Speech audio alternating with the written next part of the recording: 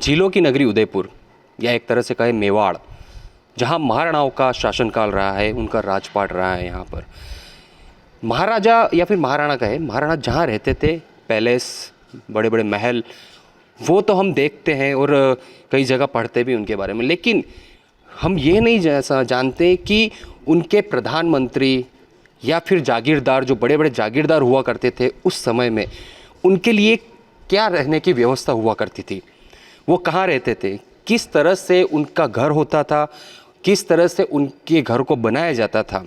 तो आज हम बता रहे हैं कि वो जागीरदार या कहें प्रधानमंत्री, मंत्री, वो कहाँ रहते थे। तो एक नमूना आप देख सकते हैं, हम अभी खड़े हुए हैं उदयपुर के गणगौर घाट के पास में स्थित बागोर की हवेली। ये बागोर की हवेली बताया जाता है कि पौने 300 साल पुरानी है और यहाँ पर महाराणा के समय में रहे अमर सिंह जी बड़वा जो प्रधानमंत्री थे, उनके लिए ये बनाई गई थी।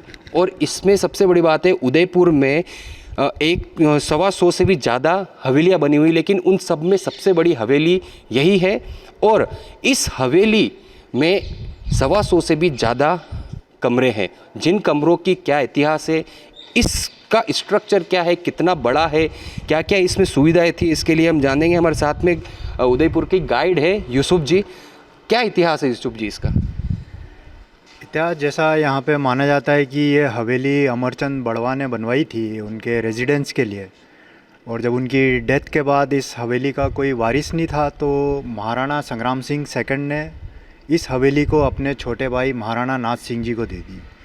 उसके बाद महाराणा नाथ सिंह जी की जनरेशन से यहाँ 4 राजकुमारों को गोद लेकर के महाराणा बनाया गया, जिसमें महाराणा सरदार सिंह, उनके बाद स्वरूप सिंह जी, शंभू सिंह और महाराणा सज्जन सिंह जी, जिन्होंने सज्जनगढ़ बनवाया उदयपुर शहर में, उनका बचपन भी इसी हवेली में बीता था।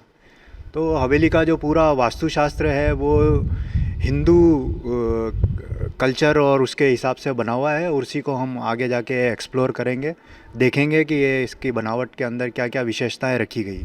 अच्छा, ये कब बनी थी? कब बनी थी? 1751 के अंदर इसको बनाया गया था, और बनाने में लगभग 18 से 17 साल जो है इसको लगे थे। और झील के किनारे होने की वजह से इसके अंदर ज़्यादातर जो कारीगरी की हुई है वो सारी पत्थरों के ऊपर करी हुई है। उसमें चूना मिट्टी के साथ में ईंट का काम बहुत कम जगह देखने को मिलेगा, और सारी जगह आपको पत्थर का ही काम मिलेगा। अच्छा, इसके बारे में कुछ बताना चाह रहे थे। ये जो स्ट्रक्चर है, ये चौक क्या है? सबसे पहले तो ये बताइए, चौक क्या है और ये स्ट्रक्चर क्या है? देखिए, जब कभी राजा या दरबार यहाँ के जब कभी आम प्रजा से मिलना होता था उनका, तो उनके लिए एक छोटा सा ये खुला आंगन था, जहाँ वो अपने देवी देवताओं के बिहाफ पे आने वाले लोगों को चैरिटी डोनेशन वगैरह करते थे। उसी के लिए खुला आंगन यहाँ पे रखा था उन्होंने। तो ये ऊपर जो पत्थर दिख रहा है बड़ा, ये क्या है? तो सामने वाला जो हम स्ट्रक्चर देख रहे हैं, ये लगभग एक पीस ऑफ रॉक से बनाया गया है, जिसको यहाँ पे 20 हाथी द्वारा लाया गया था इस चट्टान को, और फिर आर्टिस्ट क्राफ्टमैन ने नेल और हैमर से इसको क्राफ्ट करके बनाया है। तो नीचे आप देखेंगे कमल का फूल बना हुआ है, बीच में छोटे छोटे पानी के फंवारे रखे हुए हैं, फिर उसके ऊपर जो छोटी खिड़की है वो उनकी कुल देवी का मंदिर हुआ करता था। तो जब कभी उनके अतिथि गेस्ट वगैरह यहाँ विज़िट करते, तो ये सारे फंवारे बिना इलेक्ट्रिसिटी पावर के चलते थे। तो उसका भी एक सिस्टम इन्होंने बना रखा था, जिसको हम अंदर जाके एक्सप्लोर करेंगे कि ये कैसे बनाया था। अच्छा, यहाँ पर क्या चल रहा है अभी? जिस तरह से 138 कमरे हैं इस हवेली में बताया जाता है, 138 कमरों को किस तरह उसे अभी उपयोग में लिया जा रहा है और पहले किस तरह से उपयोग में लिया जाता था? पहले जैसा हम जानते हैं कि राजमहल और हवेलियों में हमेशा से जनाना और मर्दाना महल हुआ करते थे। तो प्रेजेंट टाइम में इस हवेली के मर्दाना महल के 90 कमरों के अंदर वेस्ट जोन कल्चर सेंटर, पश्चिम क्षेत्र सांस्कृतिक केंद्र का ऑफिस चल रहा है। बाकी के जो 40 कमरे हैं उनको हमने थोड़ा सा रेनोवेशन करवा के म्यूज़ियम और संग्रहालय में कन्वर्ट कर दिया है। अब इसका स्ट्रक्चर भी एक बाहर पड़ा हुआ है, यूसुफ जैसे समझेंगे वो स्ट्रक्चर के अकॉर्डिंग कि वो ये इस हवेली को किस तरह से बनाया गया है। और इसका फ्रंट लुक, यानी फ्रंट लुक तो इसका जो पिछोला झील है उसके थ्रू आता था, और जो ये बैक लुक है जो पिछोला झील के जस्ट पास में गणगौर घाट है, ये पूरा इसका व्यू है। इस व्यू के अकॉर्डिंग समझाइए क्या है ये, किस तरह से बनाया गया था, इसका व्यू क्या ये है? हवेली का जो स्ट्रक्चर हम देख रहे हैं, इसको थर्मोकोल के ऊपर उदयपुर के लोकल आर्टिस्ट हैं दौलत राम लोहार जी, उन्होंने बनाया था इसको। गेट है ये क्या है? तो ये इसका फ्रंट एलिवेशन है उधर लेक की तरफ से। हमारे लेफ़्ट साइड में जो हम त्रिपोलिया देख रहे हैं ये गणगौर घाट है। तो ये राजशाही घाट हुआ करता था, जब कभी कोई रिलीजियस फेस्टिवल्स के प्रोसेशन आते थे वो सारे इसी घाट पे आते थे। और यही दरवाजे डेडिकेट कर रहे हैं ब्रह्मा, विष्णु और महेश को। इसके अलावा ये पूरा कितना लंबा है, कितनी लंबाई है इस पूरे जो स्ट्रक्चर है, इसके फ्रंट लुक जो अपन झील की तरफ से बोलते हैं? झील की तरफ से इसका फ्रंट लुक हम देखें, ये लगभग 1.5 बीघा के अंदर इस हवेली को बनाया गया था झील के किनारे। और अकॉर्डिंग टू द हिंदू वास्तुशास्त्र इसके झरोके, गलियारे, अलग अलग कमरे, बड़े खुले चौक, आंगन और उनमें नीम के और आम के पेड़ लगे हुए हैं, उनको भी हम देखेंगे। उसी के अकॉर्डिंग हम इसको भी एक्सप्लोर करेंगे। अच्छा, जो पत्थर की बात करें, आपने बताया कि यहाँ पर ईंट का उपयोग नहीं हुआ, तो पत्थर की नक्काशी किस तरह से की गई, इसकी ये भी बताते हैं कि इसमें जो बनाने वाले थे उन्होंने काफ़ी अच्छी कलाकारी से सौंदर्यता निखारने के लिए पत्थर पर कुछ आकृतियाँ बनाई है, ऐसा भी कुछ है इसमें? हाँ, तो हम देखेंगे जहाँ इन्होंने मैंने बताया आपको स्ट्रक्चर के बारे में बताइए, क्या है यहाँ? स्ट्रक्चर में जैसा कि राजस्थान में हवेली और महलों में अंदर आने बाहर जाने के लिए 3 अलग अलग रास्ते होते थे, जिसमें एक रास्ता सिर्फ मर्दों के लिए होता था, एक लेडीज़ के लिए हुआ करता था उनके रेस्पेक्ट सिक्योरिटी के लिए, और एक नौकर चाकर के लिए हुआ करता था ताकि वो उनको क्विक और फास्ट सर्विस सर्व कर सकें। कुछ ऐसी खिड़कियाँ, झरोके भी हैं इसके अंदर जहाँ से आप पूरी हवेली के ऊपर नज़र रख सकते हो। और कुछ एक ऐसे पॉइंट हैं जहाँ खड़े होकर के अगर आप ज़ोर से आवाज़ करते हो तो कमरों में बैठा हुआ व्यक्ति जो है वो आपको सुन सकता है, लेकिन उनके बीच जो बात चल रही है वो आप नहीं सुन सकोगे। तो अंदर जब हम जाएंगे तो उन कमरों में भी हम उन झरोकों को देखेंगे जहाँ से झील भी दिखती है और कमरों के अंदर के आंगन और गलियारे भी दिखाई देते हैं। ये क्या है, ये जरा बताइए, ये इस तरह से अलग अलग जो खुफिया रास्तों टाइप बना रखी है, क्या है?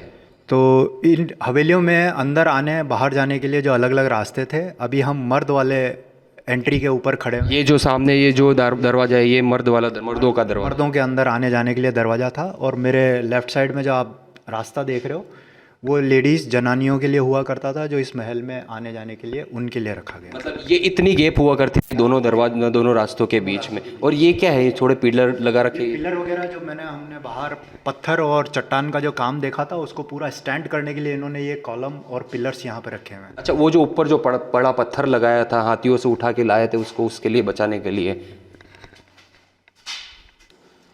तो अब हम हवेली के प्रथम फ्लोर पर आ गए हैं, इसके बारे में थोड़ा बताइए यूसुफ जी कि क्या है ये जो फुहारा है इसकी क्या खासियत है? इसमें ये एक पानी का एक छोटा सा स्विमिंग पूल बनाया गया था लेडीज़ के लिए, जिसे सप्ताह में एक बार नौकरानी बहुत सारी वाटर बकेट लेके आती और इसके अंदर पानी भरती थी। तो वहाँ सामने देखेंगे 2 सीढ़ियाँ बनी हुई है पूल के अंदर उतरने बाहर निकलने के लिए, और उसी के नीचे एक ड्रेन हॉल भी दिया हुआ है। तो जब कभी इस पूल का पानी यहाँ से बाहर ड्रेन करते हैं, सारे फाउंटेन विदाउट इलेक्ट्रिसिटी पावर के इसी पानी से चलते हैं। ये फाउंटेन कहाँ पर है? जो हमने बाहर की तरफ से देखा था, पत्थर की नक्काशी के अंदर जो फंवारे बने हुए हैं वही फंवारे हैं। और ये ऊपर कुलदेवी का मंदिर है जहाँ रोज़ पूजा होती है। अच्छा, अभी भी पूजा अर्चना होती है? अर्चना यहाँ पे हो रही है। और ये 120 साल पुराना पेंटिंग है जिसको हम हर साल नया रेनोवेशन और पेंट करवाते हैं, क्योंकि जैसा आप जानते हो इतिहास में ब्राह्मण परिवार का आर्टिस्ट राजा के लिए हिंदू देवी देवताओं की पेंटिंग बनाते, क्षत्रिय राजा के लिए शिकार और युद्ध की पेंटिंग बनाते, और जो परिवार राजा के लिए डांस और म्यूज़िक से एंटरटेनमेंट करते हैं वो राजा के लिए रोमांटिक, कामासूत्रा और एरोटिक्स की पेंटिंग बनाते हैं। तो ये मिनिएचर स्टाइल के अंदर आप यहाँ पे पेंटिंग देखेंगे जिसे आर्टिस्ट ने कल्पना करके बनाया है कि आकाश गंगा से देवी देवताओं को लग रहा है धरती पे विष्णु डांस कर रहे हैं, और इन सारी गोपियों को लग रहा है कि हमारा कृष्णा डांस कर रहा है। तो ये उस एक इमेजिनेशन और कल्पना थी जिसको यहाँ पे आर्टिस्ट ने बनाया, इसी को हमने रेनोवेशन कराया। मतलब ये 120 साल पहले बनी थी वैसी की वैसी उसी के ऊपर, उसी पेंटिंग्स के ऊपर बार बार नया कलर किया जाता है और इनको सजावट की जाती है। तो आपने जाना कि हवेली पैलेस तो देखे हैं, लेकिन हवेली जो जागीरदारों, प्रधानमंत्री जो हुआ करते थे उनके लिए बनाई जाती थी, वही हवेली ये है। ये 138 कमरे इसमें, और करीबन 370 साल पुरानी हवेली है, जिसमें आर्किटेक्ट भी देखा आपने किस तरह का आर्किटेक्ट बनाया हुआ है। स्विमिंग पूल हुए, कमरे हुए, एक दो जगह से आवाज़ दी जाती है तो दूसरी जगह पहुंच जाती है। नायाब तरीके से महाराणाओं के समय में बनी है बागोर की हवेली। एबीपी न्यूज़ से विपिन सोलंकी, उदयपुर।